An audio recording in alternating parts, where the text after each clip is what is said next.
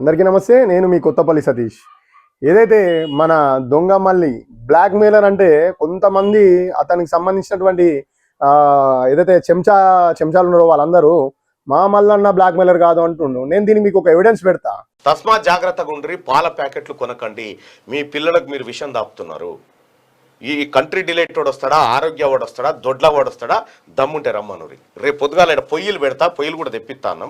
పొయ్యిలు పెట్టి వాళ్ళ పాలు వాళ్ళ కథ ఒకసారి మీగడ వెళ్ళాక మళ్ళీ వెళ్తుండొచ్చునా? సేమ్ అంతే ఉంటుంది. ఏమన్నా ఎన్నిసార్లు అంటే ఎన్నిసార్లు అంటే అన్ని సార్లు వెళ్తుందట.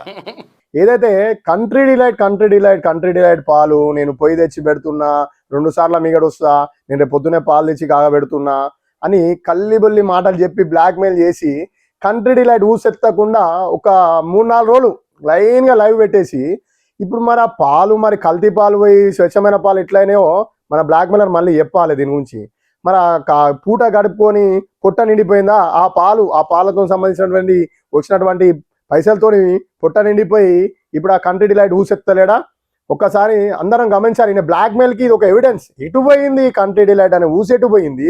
అంత పెద్ద హడావిడి చేసిండు, అంత పెద్ద కథలు చేసిండు.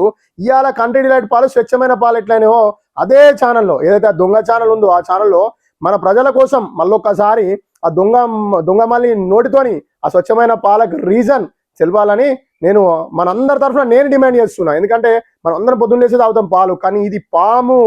ఏదైతే అదే కంట్రీ డిలైట్ పాలు దాగి ఉన్నటువంటి పాము ఈ బ్లాక్ మెయిలర్ పాము ఎప్పుడు ఎవరిని కాటేసి తెలియదు. ఈయన బ్లాక్ మెయిల్లకు భయపడి ఎవరైతే ఈ పాము పాలు పోసిర్రో వాళ్ళు ఇప్పటికైనా బయటికి రావాలి.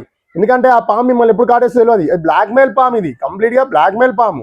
పాలు దాగి తల్లి రొమ్మును గుద్దుతున్నటువంటి వ్యక్తి ఆ తీన్మార్ మల్లిగాడు. ఆ మల్లిగాడు ఎప్పుడు కాటేసి తెలియదు. కాబట్టి మీరు బ్లాక్ మెయిల్ బలైన వాళ్ళందరూ కూడా ముందుకు వచ్చి ఈ బ్లాక్ మెయిల్ని అందరూ అంటే తెలియాలి. రేపు పొద్దున ఫ్యూచర్లో కూడా ఎవ్వరు కూడా వీడిని నమ్మి మోసపోవద్దని, ఈ పాముని నమ్మి మోసపోవద్దని మీరు చెప్పాలి. ఎందుకంటే మీరు మోసపోయారు, మిమ్మల్ని కాటేసా తెలియదు. తస్మాత్ జాగ్రత్త.